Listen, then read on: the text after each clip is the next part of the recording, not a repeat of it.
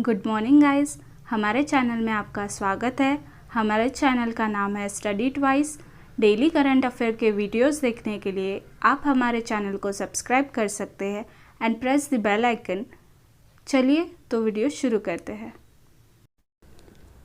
Which state chief minister launch CM the हाईसी? किस राज्य के मुख्यमंत्री ने सीएम द हाईसी सीएम को बताए लॉन्च किया है? इसका सही जवाब है ऑप्शन 4 मणिपुर। मणिपुर स्टेट के सीएम एन बीरेन सिंह ने इस स्कीम को लॉन्च किया है जिसका नाम है सीएम द हाईसी। इसका काम ये रहेगा कि एक हेल्पलाइन नंबर रहेगा जिसके द्वारा आम लोग सीएम के साथ जुड़ सकते हैं। ये इसका एम रहेगा। ये एक सीएम से जुड़ने के लिए एक पहल की गई है। इसका लक्ष्य रहेगा कि 50% लोगों तक ये स्कीम पहुंच पाए और इसे लॉन्च किया गया है by the CM of Manipur. अगर हम मणिपुर के गवर्नर की बात करें तो इनका नाम है La Ganesan. In which state the Karapur Kalamkari painting and the Kallakurichi wood carvings have received the GI tag? किस राज्य के करीपुर कलमकारी पेंटिंग और कलाकुर्ची लकड़ी की नक्शी को जीआई टैग मिला है? इसका सही जवाब है ऑप्शन 1 तमिलनाडु। तमिलनाडु स्टेट में कारापुर कलमकारी पेंटिंग और कालाकुरुची वुड क्रेविंग्स को जीआई टैग दिया गया है। इसमें से इस पेंटिंग को बनाया जाता है कॉटन क्लॉथ पर, एक कपड़े पर बनाया जाता है। बाय पेन और ब्रश की मदद से इसको बनाया जाता है और उसमें स्टिक यूज़ की जाती है ऑफ बाम्बू ट्री या फिर कोकोनट ट्री की स्टिक यूज़ की जाती है पेंटिंग के लिए। और वुड क्रेविंग के लिए कुछ कारीगर जो ट्रेडिशनल डिज़ाइंस बनाते हैं उनकी मदद से इस कालाकुर्ची नामक वुड क्रेविंग्स को किया जाता है। अगर हम तमिलनाडु स्टेट की बात करें तो यहाँ की कैपिटल है चेन्नई। यहाँ की सीएम है एमके स्टालिन और यहाँ के गवर्नर है RN Ravi. Who among the following has been awarded with CK Prahlad award? निम्नलिखित में से किसके लिए प्रहलाद पुरस्कार से सम्मानित किया गया? इसका सही जवाब है ऑप्शन 1 सत्या नाडेला। सत्या नाडेला को ये अवार्ड दिया गया है जिसका नाम है CK प्रहलाद अवार्ड और इन्हें ये अवार्ड दिया गया है for global business sustainable leadership. अच्छे बिजनेस लीडरशिप के लिए इन्हें ये अवार्ड दिया गया है। और Satya Nadella is the Indian American और ये सीईओ है of the company Microsoft company के सीईओ है और इन्हें ये अवार्ड दिया गया है under 2001 corporate eco forum annual leadership retreat के द्वारा ये अवार्ड सत्या नाडेला को दिया गया है। विच of the following authority has launch the EPLI bond? निम्नलिखित में से किस प्राधिकरण ने EPLI बॉन्ड लॉन्च किया गया है? इसका सही जवाब है option 4 department of post. Department of post द्वारा मतलब डाक विभाग द्वारा इसको लॉन्च किया गया है जिसका नाम है EPLI बॉन्ड। ये एक बॉन्ड है जो एक डिजिटल वर्जन है of a postal life insurance policy. Insurance policy का एक डिजिटल वर्जन है और ये फर्स्ट डिजिटल इंटीग्रेशन है। और EPLI ने कोलैबोरेशन किया है डिजी लॉकर के साथ में, और ये इनके बीच में फर्स्ट डिजिटल इंटीग्रेशन हुआ है। और EPLI डेवलप किया गया है या फिर ये काम करता है ministry of electronics and IT के अंडर। Which of the following country and India has signed a MOU on diammonium phosphate fertiliser supply. निम्नलिखित में से किस देश और भारत ने डाईअमोनिया फॉस्फेट उर्वरक आपूर्ति पर समझौता ज्ञापन पर हस्ताक्षर किया है? इसका सही जवाब है ऑप्शन 4 रशिया। रशिया और इंडिया के बीच में एक MOU साइन किया गया है for DAP diammonium phosphate fertiliser supply के लिए। और इंडिया में सेकेंड मोस्ट ये यूज़ किया जाता है, और फर्स्टली इंडिया में यूरिया यूज़ किया जाता है एज अ फर्टिलाइज़र। और ये MOU साइन किया गया है ताकि इंडिया और रशिया के पास में हमेशा अवेलेबिलिटी रहे इस फॉस्फेट की, इस फर्टिलाइज़र की, और ये एक स्टेबल प्राइस में रहे, और इंडिया और रशिया बाकी कंट्रीज़ पर डिपेंड ना रहे, जैसे कि जॉर्डन, मोरक्को या फिर चाइना जैसी कंट्रीज़ पर निर्भर ना रहे। इसलिए इस MOU को साइन किया गया है। इंडिया वर्ल्ड का लार्जेस्ट इम्पोर्टर है ऑफ डाईअमोनिया फॉस्फेट का। Which state has entered into an MOU with NASSCOM? किस राज्य ने NASSCOM के साथ समझौता किया है? इसका सही जवाब है ऑप्शन 3 कर्नाटका। कर्नाटका स्टेट ने एक MOU साइन किया है विथ NASSCOM कंपनी। NASSCOM का फुल फॉर्म है national association of software and service company, ये इसका फुल फॉर्म है। और इसने MOU साइन किया है विथ कर्नाटका, और इसके द्वारा स्किल डेवलपमेंट कोर्सेस होने वाले हैं। इसमें से 3 कोर्स है जिसका नाम है, फर्स्ट होगा डिजिटल फ्लुएंसी, सेकंड होगा AI आर्टिफिशियल इंटेलिजेंस पर, और थर्ड रहेगा साइबर सिक्योरिटीज़ पर। सो कर्नाटका स्टेट के साथ ये MOU साइन करके ये 3 कोर्सेस स्टूडेंट के लिए लॉन्च किए जाएंगे।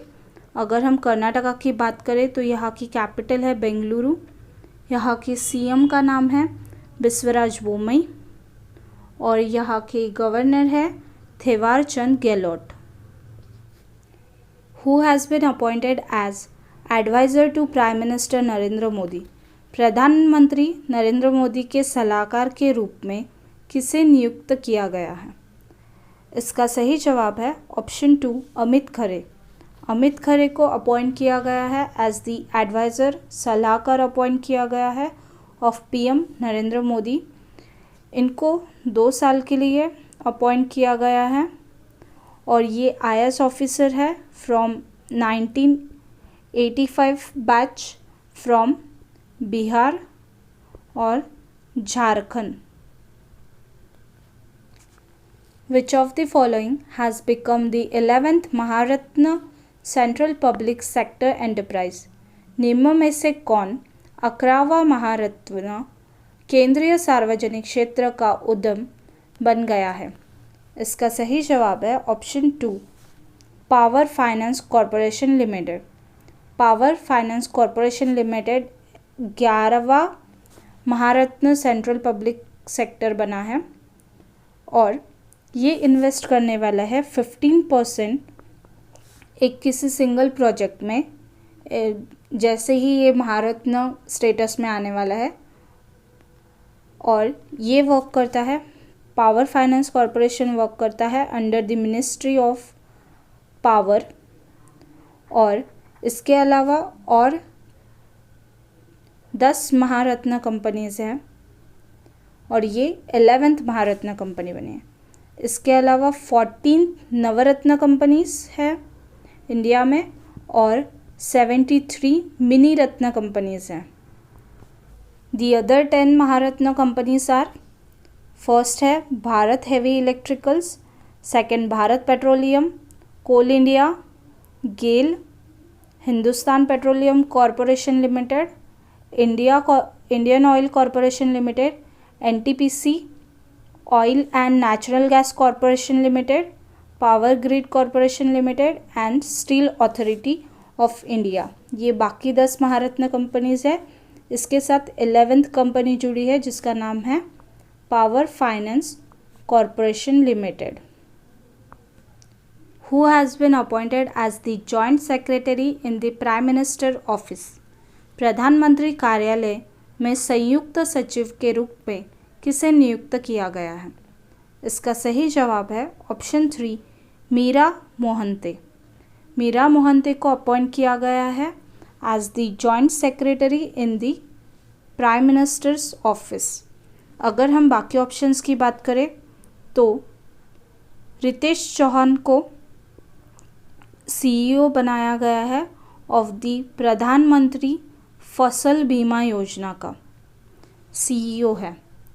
विपुल Bansal is the joint secretary in the department of commerce और Ashish Kumar is the joint secretary of ministry of home affairs. Which of the following has invited India to become its full-time member?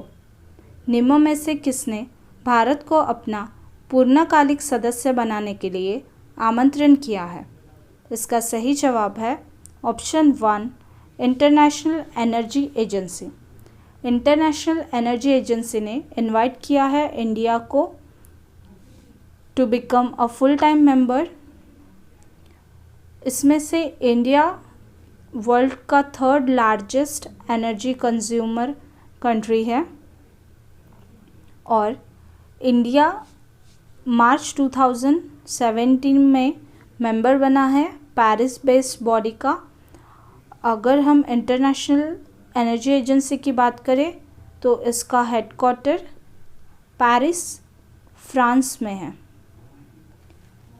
IIFL Finance has launched an instant business loan on WhatsApp up to how many rupees?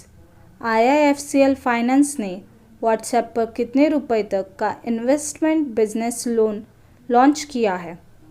इसका सही जवाब है option 2 10 lakh. IIFCL ने WhatsApp के साथ में एक समझौता किया है जिसके द्वारा लोग बिजनेस लोन ले पाएंगे, अप टू 10 लाख रुपए तक लोन ले पाएंगे। इंस्टेंट लोन रहेगा।